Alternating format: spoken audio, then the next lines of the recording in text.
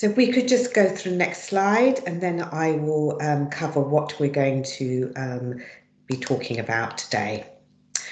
So today we will just go through meet the team. So I will just give you a brief overview of the team around this project.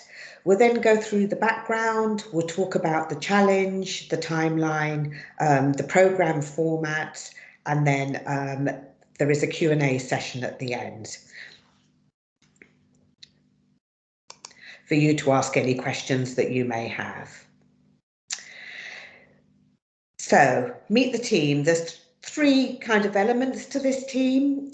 First of all, we've got the Belfast Challenge team, and they are from PA and Jacob. So they're based in Belfast, and they will be coming on shortly and just talking a little bit more about the challenge and what it's all about. So we have Stephen, Javier and Rick from the Belfast Challenge team. We've then got Leslie and Chloe, who are also from PA, and we're running the overall process that we're going to be discussing today. And then we've got the Connected Places Catapult team. So we have Alini, Harry, Priscilla, Helga and Andrew. So this project is a joint project between PA and Catapult Connected Places. So we're working very, very closely in conjunction with them. And you would have seen that the challenge basically was first originated on their kind of website and their portal. So that's the team, and relevant stakeholders and members of their team are on the call today. So background, what is this project all about? So it's a very, very exciting project that we've been engaged with now since last October. So it's all about basically engaging twin cities to engage in their innovation ecosystem and solve public sector problems. So the twin cities that we've been engaging with on this programme is Belfast and a city in South Korea called Sejong. So we've been working with the teams since last October.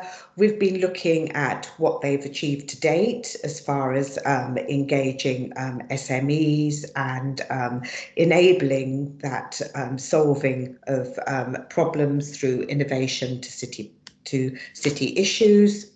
And then this phase of the project between January and March is running some pilots, which are all to do with some recommendations that we have identified would enable that improved engagement.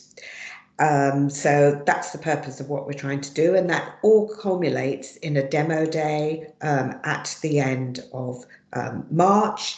And at that demo day, it's got a wide stakeholder engagement group. So we have city leaders, we've got public sector ministers coming, and it's also has got a big part of this is around Sejong. So we will have our colleagues that we've been working from and city leaders and ambassadors from Sejong joining that demo day. But we'll talk more about that later. So what is the opportunity here? So the opportunity effectively is three elements to it, and we're calling it a kind of startup package. So there are some funds available for prototyping, and we'll talk about the types of things that we would like to see shortly in that prototyping. So it's about a city centre vision. So there's some funds available for the prototyping. There's engagement opportunities with Sejong. So as we've talked about, at the end of this, there will be a demo day and we have people coming from Sejong, and it's very much about how cities can work together and trying to put in place the sort of foundations for international trade. And then the third part of the programme is what we're calling a bespoke upskilling programme. So this programme will provide business training to enhance, in a number of different aspects, which will be tailored specifically to the needs of the people that are successful. But it will have things like basically helping you to market your product, scale your business, etc. You'll also be working directly with the challenge owners to help solidify and help you with the sort of enhancement and evolving of your ideas. So that's what this opportunity is all about, those three elements, and we'll go into those elements in greater detail.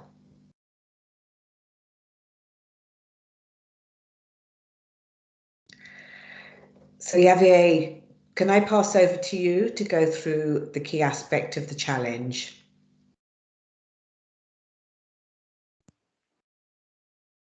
Hi, Leslie. Thank you. Hi. Good morning, everyone. It's good to see a level of interest on the challenge. And I guess from my perspective, what I bring to this is the knowledge to some extent of the challenges that city is facing in the near future. And perhaps just explain slightly my background. I'm an urban planner and an architect by background. I've been working with Jacobs for a number of years now on city center regeneration strategies, and more closely with Belfast for the last over 2 years now. We started working together in late 2019, so before a few months before the pandemic kicked off, on their vision for city center, right? The project almost started as a city center connectivity study and developed into a much wider kind of comprehensive project. On that one, and those are public documents, I would encourage everyone to have a look at. We identified a number of themes and principles that really reflect on the overall challenges that the city will face over the next 10, 15 years. Those principles and themes are around creating a more vibrant, friendly, and welcoming city center. So one of the key aspects for the city in the near future will be creating a more residential and living city center that really transforms the area, which is currently more seen as a transactional place, really, where people go to either work for their workplace or people go for shopping, as retail is still fairly strong there. So the council really wants to transform that into a much more experiential place where people actually enjoy living and dwelling and just being around. So that's one of the key objectives from not only the council, I should say, but also the Northern Ireland government, as the project and the vision is really being pushed by 3 different public authorities. So as part of that is the Department for Communities and the Department for Infrastructure, that together with the Belfast City Council are working together on this regeneration vision. So promoting a city center, a living city center, is one of the objectives. Some of the key other ones are creating a much more people-focused urban environment. So within that one would be creating a place where people can walk and cycle and move around much easier, That would entail changes in the way people move around, obviously, perhaps using less the car, promoting public transport and other sustainable modes that perhaps are not at the top of the list at the moment. So changing the hierarchy of the way people move to, from, and through the city center is a key driver for the city. Then there are other key aspects of the whole vision. Again, I would encourage everyone to go to the Council's website and search for a bolder vision for Belfast City Centre. But there are obviously around carbon emissions, resilience, creating a more green urban environment that is able to capture, things around flooding alleviation, for example. We know there are a few projects going along the river. And we know that the climate change is one of the key actions from the council and the departments in terms of creating a more resilient city centre for the near future. So I think that probably Leslie, in kind of a few minutes, cover some of the key ambitions that the vision is trying to reflect on. Great. Thank you very much indeed. So what we're asking is we'd like to hear about your ideas, basically. So this is very much about the art of the possible.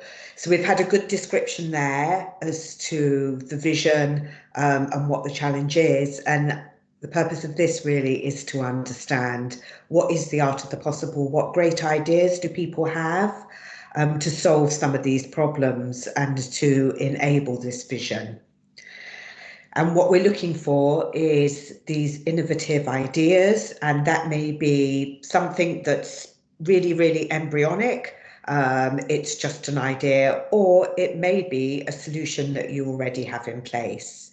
And so the process and the application process is centered around your ideas and basically to solve these problems and to meet these challenges.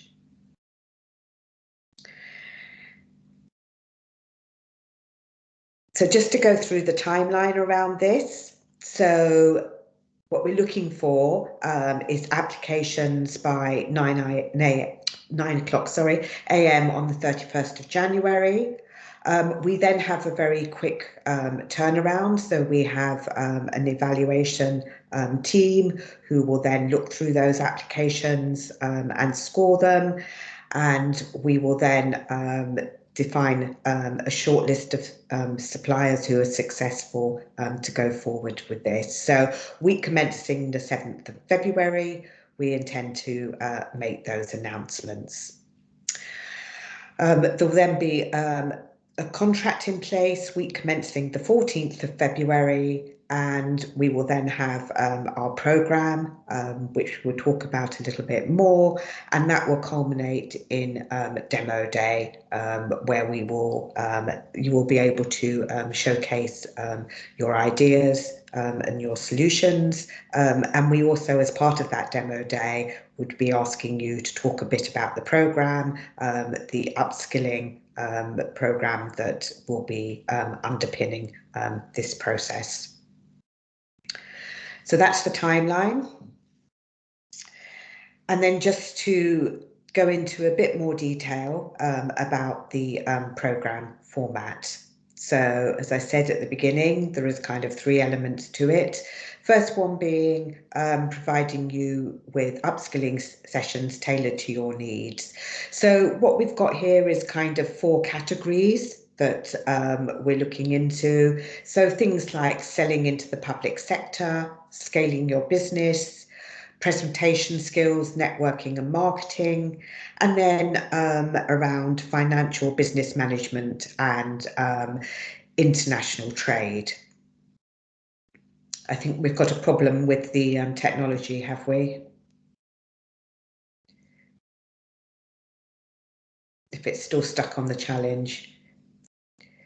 Chloe, perhaps you just share your screen again. Sorry. Maybe somebody can think of a creative idea to solve Teams problems.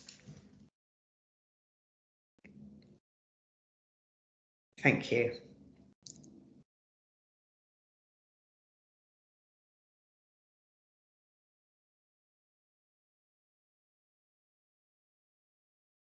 Great, hopefully that's fixed the problem for everybody. So I was just talking about the upskilling. So they're the kind of 4 key themes that we're thinking about.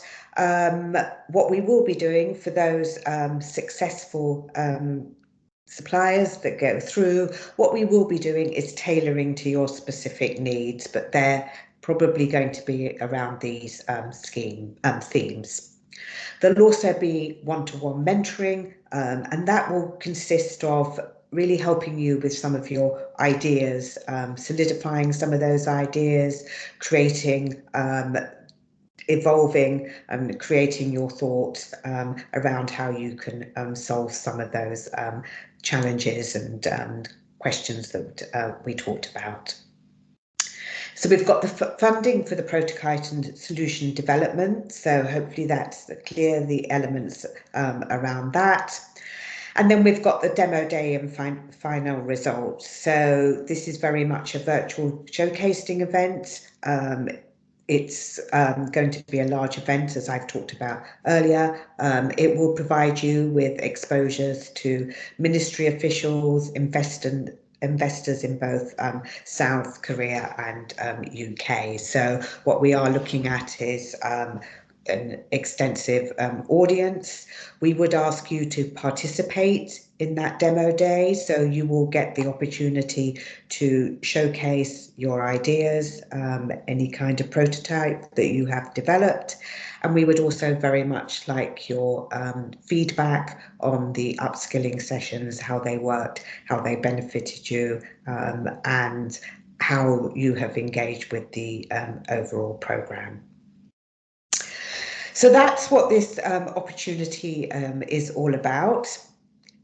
We'd now like to open it up for any Q&A. So if you could raise your hand if you do have a question, and then we can take those questions.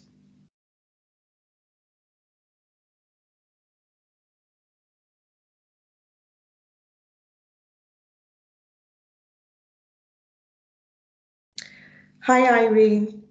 Hi there. Thanks very much for the overview. It sounds really interesting. Just wondering, how many projects do you expect to fund through that you would be taking on through this process? Yes, thank you for that question. We would look to fund up to 6, basically. One thing that I would just like to reiterate is we've obviously got the evaluation criteria, and as part of this, the applications will be marked against the evaluation criteria. I mean, hopefully that is all clear in the pack. If you've got any questions about that, then feel free to ask either on this forum, or if you just want to email, that's absolutely fine. So obviously, you know, part of this is how many are successful based on that evaluation criteria as well. Sure. Okay, thank you.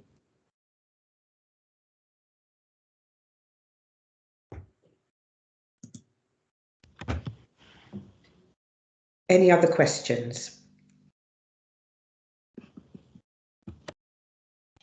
Hi, Gavin. Hi, Leslie. Just a question. Is this strictly confined to SMEs and businesses, or can the research units within the universities here engage and offer up ideas also? Yes, so could I ask my colleagues from Catapult if they are able to ask that question, or do we need to take it away? Yes, let's take this away and get back to Gavin. Thank you. Thank you. We would just clarify that for you. Thank you.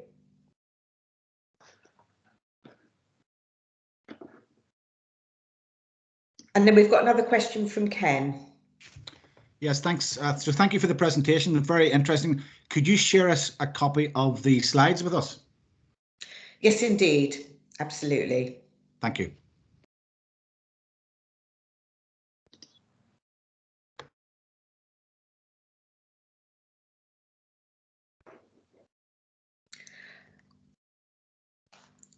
So if we don't have any more questions, there is an open question process. So if you have anything that you would like after this call or something springs to mind, then please do send a question over to Chloe and we can answer those questions, basically. I think once you've probably read the challenge documents again and the evaluation criteria and those details, you may have further questions. So please, we do want to make sure that people have a good understanding and have the right access to answer those questions. So please, absolutely don't feel that there isn't a mechanism to enable you to engage and get answers to any questions that you may have.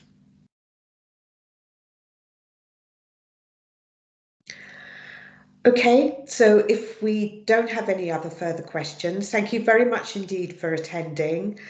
Very pleased to see so many people. We're absolutely looking forward to getting loads and loads of fantastic responses. So thank you very much, and we look forward to hearing from you.